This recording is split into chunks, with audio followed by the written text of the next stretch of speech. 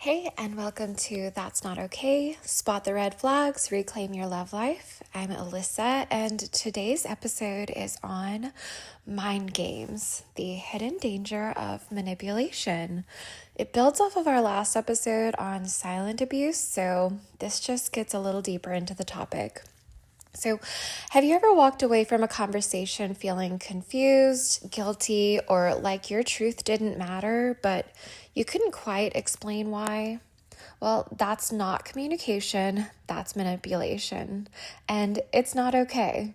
Today, we're exposing what manipulation really is, how to recognize it in others and in yourself, and why it's so emotionally damaging. If you've ever been controlled with guilt, silence, or subtle pressure, this episode is for you. So, what is manipulation? It's a covert attempt to control someone's thoughts, feelings, or actions for personal gain. It often bypasses consent and clarity. So it's like the opposite of using direct influence or persuasion. It's kind of sneaky and you may, if you've experienced it, you may doubt yourself and not really understand why. It comes in many forms. It can be the guilt tripping we've discussed in earlier episodes, gaslighting, passive aggressiveness, love bombing, or even withholding affection. So manipulation is ultimately about control, but it wears a mask. It doesn't shout. It whispers, twists, or guilt trips. What makes it so dangerous is that it's subtle. You might just think you're overreacting, but really, your autonomy is being slowly stolen. So why do people manipulate? It can be a learned behavior from childhood, like they felt like they needed to use it to survive, they experienced trauma, or came from a toxic family system. They may see it as a way to avoid, like, out of a fear of rejection or a loss of control. They might have low self-worth, insecurity, or shame, so they don't think if they express their desires or needs directly that you will acquiesce or give it based on just how much you care about them, or you might invalidate or harm them. So they feel they can better guarantee a result by coercing you indirectly through manipulation. And sometimes personality disorders, like narcissistic personality disorder, borderline personality disorder, and even sociopathy, like all of these, manipulation is a hallmark of that because it's about power ultimately. Like you are losing your autonomy, your ability to make choices for yourself.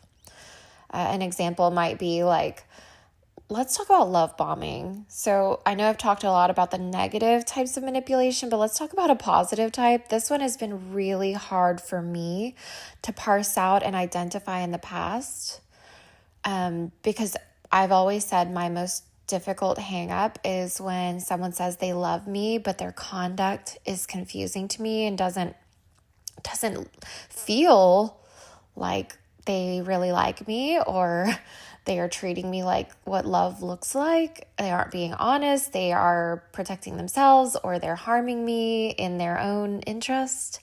That's really confusing for me. Why are they so convinced that they love me? Or why are they trying so hard to convince me they love me?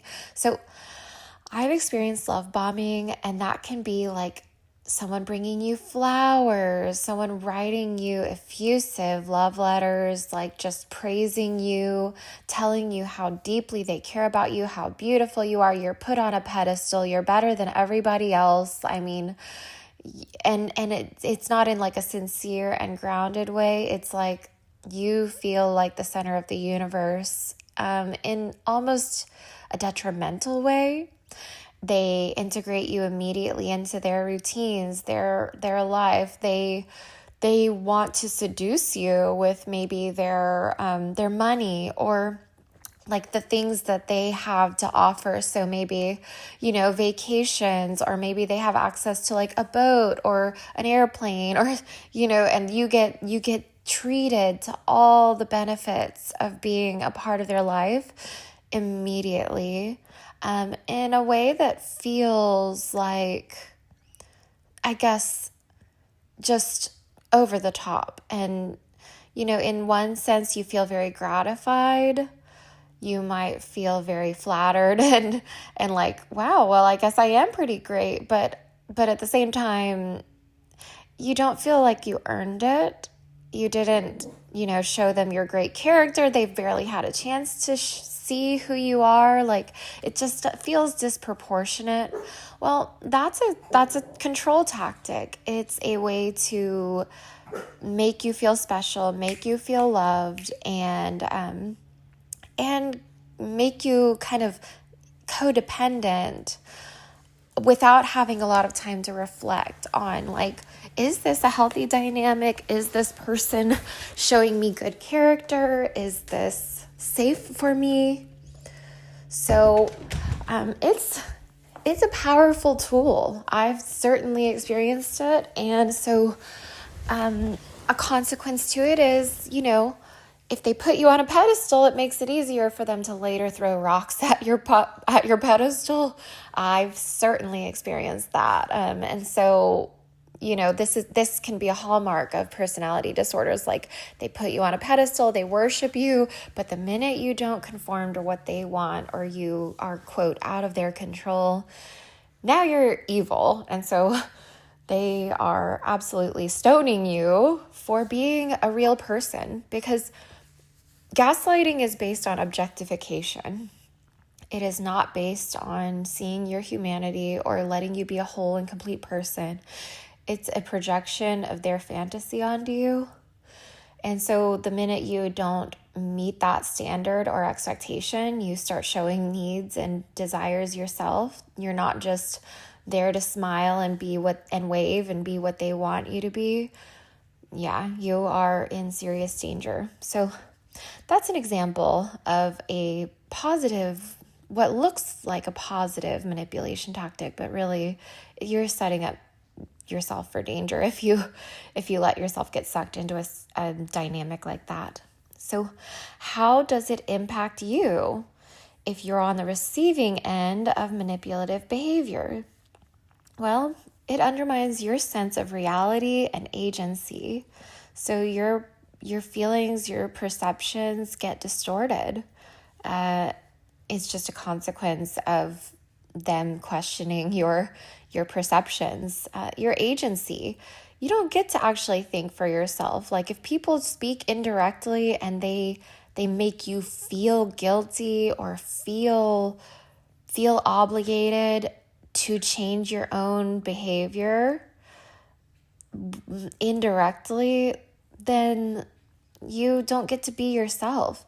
The best thing to do is to leave. To say, hey, I don't like your behavior and that's important for my partner. Like, that would be a healthy way to approach wanting someone's behavior to change. And then everyone gets like to explicitly say, oh, that's your expectation? Well, I don't want to meet that. And so, everyone gets out. You don't have to manipulate someone in order to get your needs met. But manipulative people, they don't want to give you that opportunity. They want to control you. And so they try to get you to change yourself. I also want to say, on the flip side, if someone is being direct with you and you manipulate yourself to conform to their expectations rather than just being yourself, like you don't actually agree with their feelings, you're just pretending in order to get along, well, that's manipulative as well. Like, if someone's saying, hey, this is what I need, and you don't feel you can give it, the right thing to do is to leave. It's not to blame the other person for having standards and expectations if they are communicating them directly. So keep that in mind as well. These types of manipulative behaviors can go both ways. Like, it's not just the person asserting a need. it can be a control tactic for someone who is conforming or molding themselves and pretending to be someone they're not. That's manipulative as well. Manipulation can cause chronic self-doubt, anxiety, and shame. I mean, imagine your entire reality being twisted. You will necessarily, it will impact every area of your life, your work, your family dynamic with your family of origin, your emotions, your ability to exercise, your motivation to get up in the morning. I mean, it's exhausting to not feel safe with the people, especially a partner that you're supposed to feel safe with. And manipulation does make you feel unsafe because you almost can't perceive it. Manipulation creates codependency and people-pleasing habits.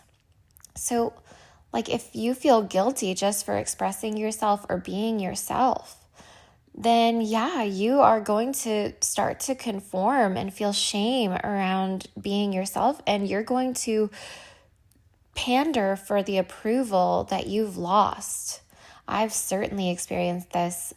I can name in vague terms, I asserted some boundaries with some people and like with my significant other at one point, and I heard through the grapevine that they had said that I was being abusive, emotionally abusive, to express those boundaries and name those things. And oh my gosh, this caused me serious self-doubt. I'm like, oh my word, am I a bad person? Like, was I too? I mean, I felt such guilt, and I even wrote an apology note, not because I felt like what I said was mean or rude, but I'm like, how could these people I love paint me as, or even view me that way? And I had such respect for them that I was like, gosh, if anything I did could be construed that way, I'm brokenhearted. And so I must have done wrong. And so this created in me almost an indebtedness to these people. And I wanted their approval back so desperately that I stayed hooked into this system for way too long. I changed my expectations a little bit. I stayed by my boundaries that I asserted to some extent, but I felt so guilty. And so that's manipulation. It erodes trust and distorts intimacy. So if you refer back to the situation I just described, like when I went to these people to assert boundaries, I was being vulnerable. I trusted them. I wanted them to know, like, I love you, but these things are bothering me. I'm concerned about what they mean and they don't work for me. That's a direct boundary, and that's healthy to assert, to state your needs. And the appropriate response for those people would be to say, if they really felt that way, like, your expectations are unreasonable, we will not meet them, we can't change that, and I'm sorry, but we're going to have to sever our relationship with you. And I could say, okay, you won't meet my expectations, like, that's fair. Everyone would have been better off. But to not say anything to my face and kind of to acquiesce and then go behind my back and badmouth me, I mean, they violated, even though it made me question myself, they violated the trust that I had in them. And like, I was unable to continue to be myself in that relationship. I then had to watch my words and not be as trusting with them and open with them about my feelings. So the real damage isn't what's said, it's what is felt but denied. You start questioning yourself, walking on eggshells, and losing your voice. Manipulation doesn't just hurt you, it rewires you. And healing means reclaiming what was taken, your clarity, your boundaries, your you. So how do we recognize manipulation when it's happening? Well, if you are in a conversation, a communication dynamic where you feel guilty, but you're not really sure why, that's a pretty good indicator. I mean, if it's the facial expressions you're getting that don't really seem, to resonate with the words that you're expressing to the person you're speaking with, that's a good sign that you are being manipulated. You're being guilted and shamed. They're not engaging in a sincere and honest way. If the goalpost keeps moving, like you are always the one compromising, you just can't seem to meet the need. I have had someone accuse me. They would say, well, I just can't ever make you happy and blah, blah, blah. And like, it can be flipped around where they know what they're doing. Like, so they accuse you of it. That can be projection. It took me a long time to recognize that it was actually, I wasn't the one with ridiculous standards. I couldn't meet their standards. They wanted me to have no needs and no expectations. This particular romantic partner wanted me to just be okay with however they treated me. And that was not okay. Like, I continued to say when things bothered me, but it wasn't a safe place for me to express my needs and expectations, which sadly were never met. I mean, that was true to some extent, not because I kept moving the goalpost, but because these people would say, yes, we would meet that expectation. But in reality, they didn't mean it in their heart. So they were just manipulating me in order to, quote, get me off their back about my needs and expectations. But they really just resented that I needed anything. So that was just really unfair, and it made me feel a lot of guilt. These people, this partner dynamic, they might forget things they've said or twist your words. Like, if you bring up, hey, you said that you wouldn't do this anymore. No, I didn't. Like if you're having to question your own mental sanity and clear, am I crazy? Did they not say that? That's a good sign that maybe this isn't a safe dynamic for you. Manipulators avoid direct statements, but still expect you to understand them. Oh my word, this point hits home for me. I've had people who wouldn't just say how they felt. I tried to explain I'm thinking of someone in particular who was very close to my intimate relationship, my last intimate relationship.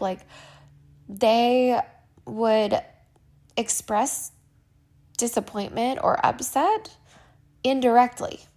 And one of the things I said was hey, I've noticed a pattern where you will express upset, but you won't do it directly. If you will just tell me how you're really feeling, I would really appreciate it so that I can actually address it. But that's too much to ask, because manipulation is power. It is control. And manipulators don't want to give that up.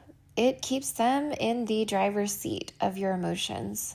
So that's a good sign that you're in a manipulative dynamic. And if you feel the need to vanish in the relationship, yeah, you're probably feeling subconsciously in danger all the time, because there's an undercurrent of manipulation.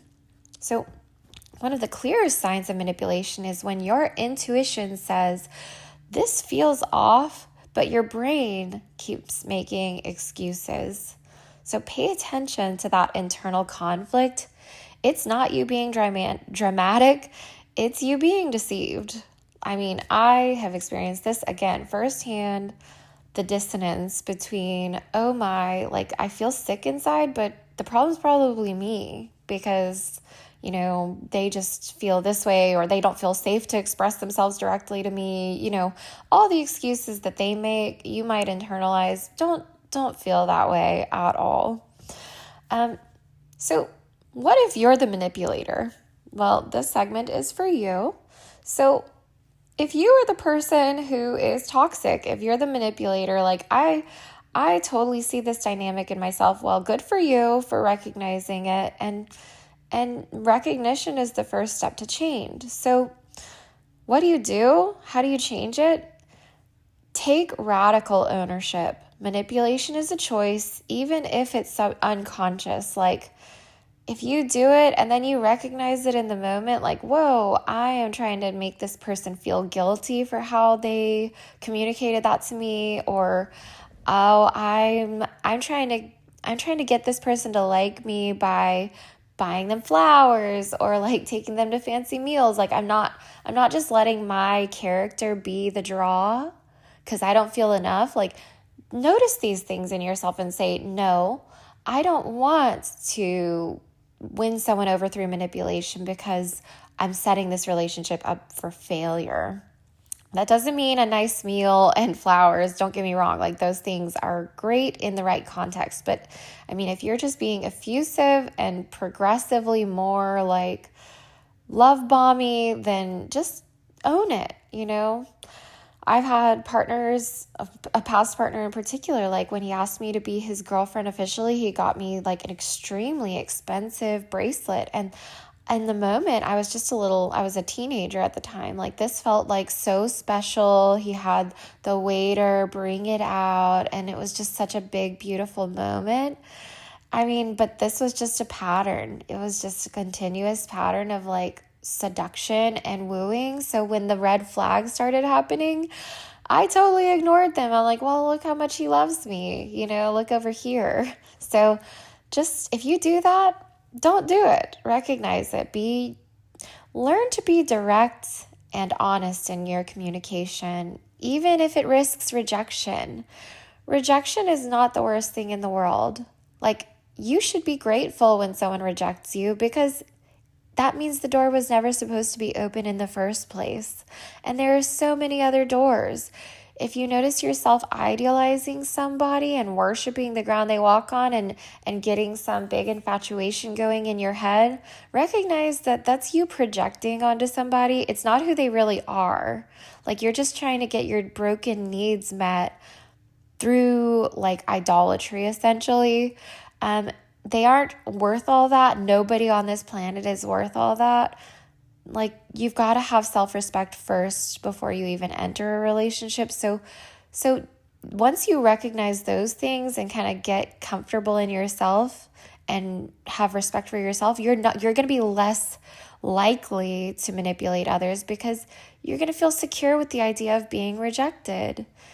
If you respect yourself and you value yourself and you do the internal work, rejection's not going to hurt. You're going to be like, it'll hurt a little bit, but you're just like, okay, well, they weren't the one for me, and you will move on just fine. You'll be better off and stronger for it, and you can just say, be blessed, bye, Like, it's no big deal. It'll roll more off your back. My advice in getting there is sit with uncomfortable feelings. Meditate on the things that make you scared. Don't try to avoid them. Don't deny them. Own it. It will make you stronger. So that's a topic for another day, but that's my 2-bit of advice. Like, it's okay to be rejected. Work through your fear of abandonment and control with a therapist. Like, manipulation is no joke. It's actually an abusive strategy for relationships. And it does call for therapeutic intervention. Like, if you notice this in yourself, if you notice it in your parents and you're worried you might pass it on to others, see somebody and say, I do this and it's not healthy and I don't actually know how to break the cycle. I don't know how to relate to others, especially when I'm feeling triggered, attacked, upset. So how can I change? And they will help guide you to the next level of your best self. Practice asking instead of hinting, practice respecting no's, and practice tolerating discomfort.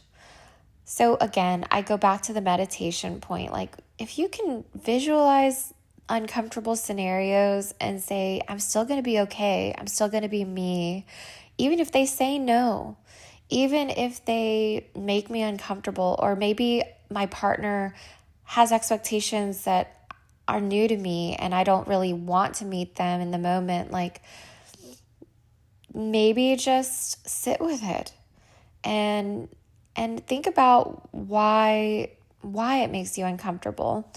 And you're gonna become a better version of yourself if you respond appropriately instead of manipulatively. Finally, learn how to self-soothe. instead of externalizing your anxiety. So externalized anxiety looks like controlling others through manipulation. Self-soothing looks like taking ownership for your uncomfortable emotions and how things hit you, and doing the right thing, coming and meeting confrontation directly. That is the best strategy forward in your healthy relationships. Now, I'm not saying if somebody's coming to you fists flying and like they are hitting you, like whatever, that you aren't justified in feeling fear in that moment or crying. So don't be ridiculous. Don't take this like, oh, well, I'm supposed to just not have an emotional response to bad treatment. That's not true. And that's not what I'm saying at all. I'm just saying the right response to someone punching you isn't to give them a guilt trip. It's to call the police, directly like confront them and say this behavior is abusive and unacceptable. Like cry and get help. And like likewise, the right response to bad treatment is directly saying, hey, I don't appreciate that. And if they're the right kind of person, they're going to meet you there with maturity and respect. So changing means facing the truth. Manipulation might have gotten you what you wanted short term, but it costs you authenticity, trust, and real connection. Like, how can you really trust that someone's going to choose you if you're not really being yourself and giving them a choice? So it's time to build love without control. And that starts with you giving up manipulation as a control tactic. So in conclusion, manipulation can be such a relationship ruiner. And you are going to be so much better off if you recognize it, name it, and step out of that dynamic, whether you are the victim or perpetrator. Manipulation thrives in silence and self-doubt. But if you have experienced manipulation, as of this moment, you are waking up. By listening to podcasts like this and the many other wonderful podcasts or articles online, like educating yourself, you're learning to name it, stop it, and if needed, heal it in yourself. And that is power. So if this episode hit home, share it with someone who needs to hear it. So thanks again for listening to That's Not Okay. Spot the red flags, reclaim your love life. Again, I'm Alyssa, and I am looking forward to chatting with you again on the next episode. Bye.